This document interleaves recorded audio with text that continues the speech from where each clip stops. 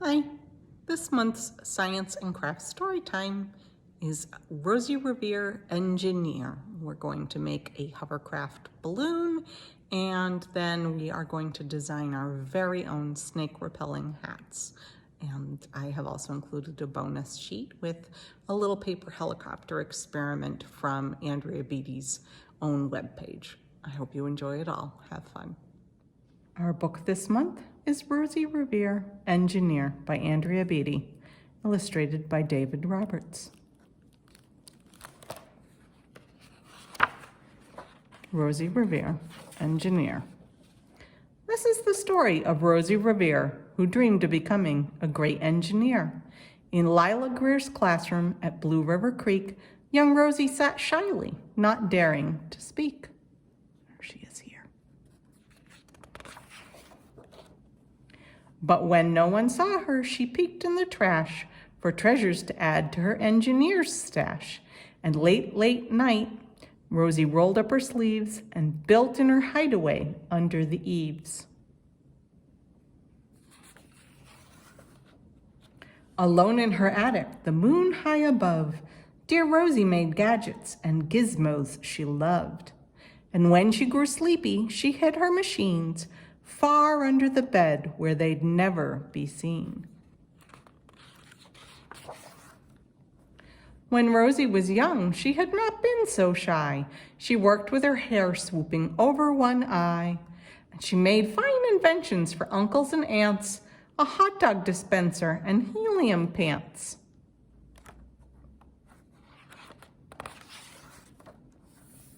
The uncle she loved most was zookeeper Fred. She made him a hat to keep snakes off his head. From parts of a fan and some cheddar cheese spray, which everyone knows keeps the pythons away. And when it was finished, young Rosie was proud, but Fred slapped his knee and chuckled out loud. He laughed till he wheezed and his eyes filled with tears, all to the horror of Rosie Revere, who stood there embarrassed, perplexed, and dismayed. She looked at the cheese hat and then looked away. "I love it," Fred hooted. "Oh, I truly do." But Rosie Revere knew that could not be true. She stuck the cheese hat on the back of her shelf and after that day kept her dreams to herself.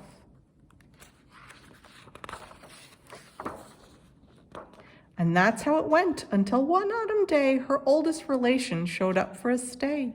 Her great-great-aunt Rose was a true dynamo who'd worked building airplanes a long time ago. She told Rosie tales of the things she had done and goals she had checked off her list one by one.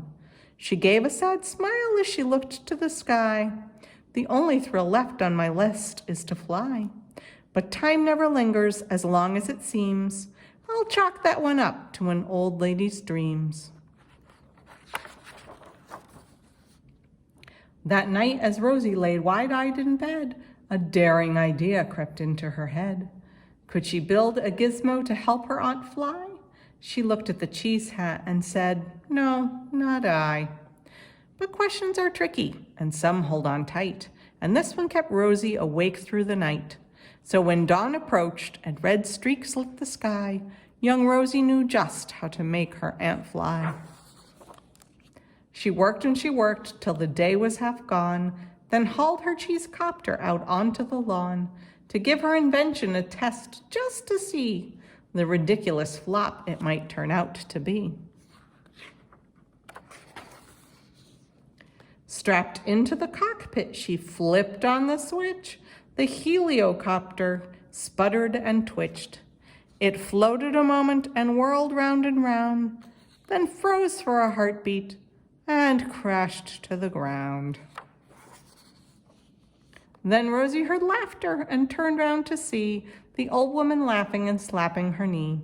She laughed till she wheezed and her eyes filled with tears, all to the horror of Rosie Revere, who thought, "Oh no, never, not ever again will I try to build something to sputter or spin, or build with a lever, a switch, or a gear, and never will I be a great engineer."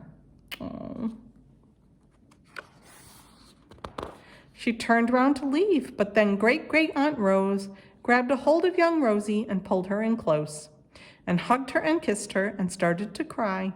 "You did it! Hooray! It's the perfect first try. This great flop is over. It's time for the next." Young Rosie was baffled, embarrassed, perplexed. "I failed," said dear Rosie. "It just made of trash. Didn't you see it? The cheese copter crashed." "Yes," said her great aunt, "it crashed. That is true. But first, it did just what it needed to do. Before it crashed, Rosie, before that, it flew. Your brilliant first flop was a raging success. Come on, let's get busy and on to the next." She handed a notebook to Rosie Revere, who smiled at her aunt as it all became clear. Life might have its failures, but this was not it. The only true failure can come if you quit.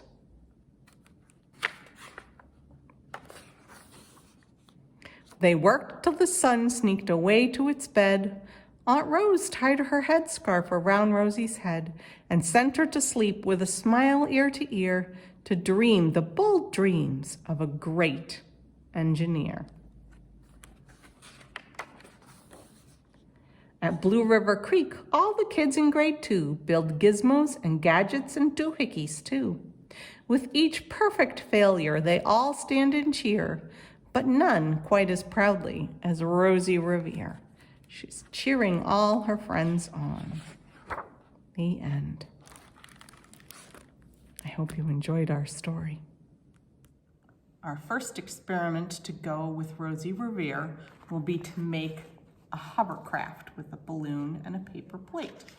You'll notice one of your paper plates has just a small hole punched in the middle with a circle traced around it, and you can cut that out yourself. It's a little bit hard to cut it just the right size for the straw, so I also included one that already has the hole cut out for you. You want your straw to fit snugly just inside without too much space around it. It just makes it easier to tape for our next step. So our next step is to put your straw through your hole and leave it sticking up out of the hole, and you need your scissors, and you are just going to cut off about half of the straw and leave that up. And then you need your balloon. I gave extra balloons because you never know what's going to happen. So you want to first practice blowing up your balloon to stretch it out a little bit. That'll make the next steps easier.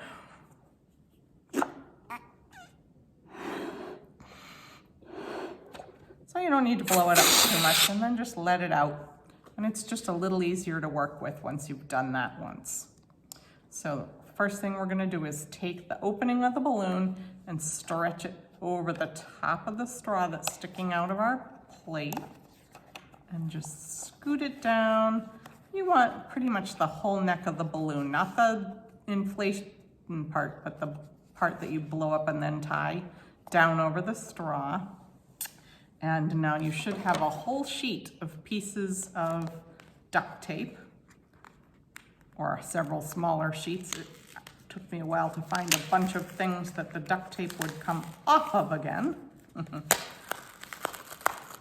it turns out after several days that it doesn't really come off of this so well. Anyway, you can cut your pieces in half lengthwise if you want. You can also tear them the short direction. What you want to do now is tape that balloon onto the straw tightly. You want to make sure no air can get out when the balloon is inflated. It's a little bit hard to do.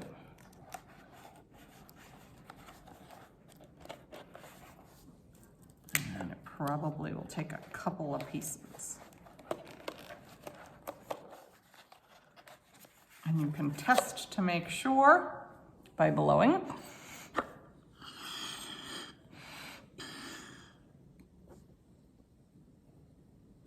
And listening. You can hear a little air escaping. You need a little more tape. So hopefully I sent you enough tape. We'll see. You can also use masking tape if you have some at home.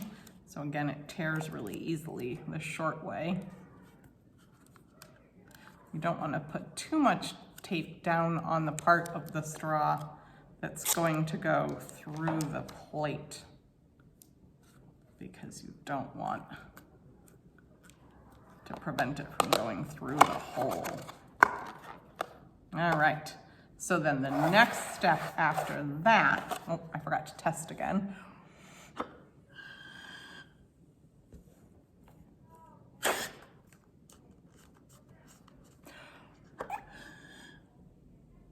Ah, no air now. Okay, the next step will be to tape it into place on the plate. You want to make sure no air can escape through the plate. What's going to happen is we're going to inflate the balloon and then let it go, and the air will push out and make the plate float up, and it'll float across the table when it works right. So this may be a case of the engineering process. We may have to do a little redesigning as we go if we find that it's not working right. So if it's not working right, you might want to try a different kind of tape. You might want bigger pieces instead of smaller pieces instead of bigger pieces. So I gave you extra balloons and straws and a second plate so you can try different things until you get it to work correctly. So I'm just going to keep taping around here.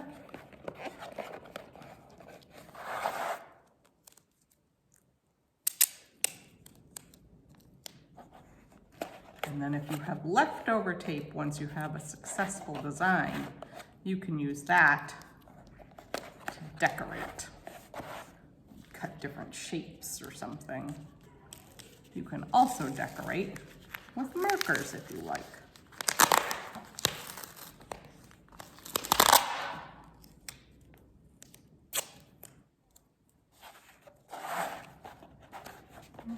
Okay. And once again, so now it's kind of hard to get your face on that little piece of straw coming out of your plate. So you're going to take the extra piece that we cut off and feed it into your straw like that. I'll try a different angle here.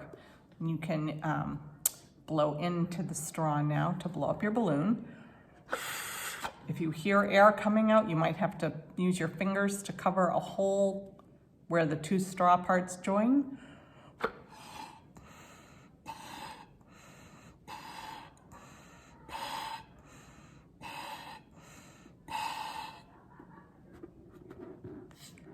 Once you have your balloon inflated, be sure to pinch it shut. Place it on your table. Let me move everything else out of our way. And hopefully, it hovers. I hope you have fun. Remember, keep trying different things until it does work completely. That's the engineering process. So Rosie Revere designed a snake-repelling hat that threw cheese with use of a fan. I thought we could make some snake-repelling hats of our own using the long piece of construction paper as your hat band. You're going to use your construction paper and all of the different things that I sent, and you can also use anything you have at home that you want to design a snake-repelling hat. And you'll probably want glue and tape. And you can decorate this any way you like, whatever you think would make a snake go away. I'd suggest ideas, but I don't want to take away from your imagination. So in a week or so, I'll post a picture of the one that I made. I hope you have fun imagining what is going to repel the snakes. Maybe you can Google what snakes are afraid of, who eats them, what their other dangers are. I don't know. But have a lot of fun with that. Bye. In your papers in your kit, you'll see a chart titled The Engineering Design Process. And it just talks about how engineers use a process to work on their designs. So first, they identify a problem. Some problem they want to fix for somebody, something they want to make easier, things like that. They explore different ideas and try to generate a whole bunch of different things they think might work. Then they work on a design. They create their design. They try it out. They figure out what went wrong or what they could do better. Try that in the design process again. Make it and try it out. And you keep going in a circle until you have the design that you like. And in general, you keep trying different designs even after it works to always make it better. And there are always more than one solution to any different problem. So you keep trying. You don't give up, like Rosie Revere in the story. I also included in this month's kit a page from Andrea Beatty's page that has a paper helicopter that you can cut out and try out, and then a second one that you can try changing the design to make it fly better. The instructions are all on the sheet. I hope you have fun with that.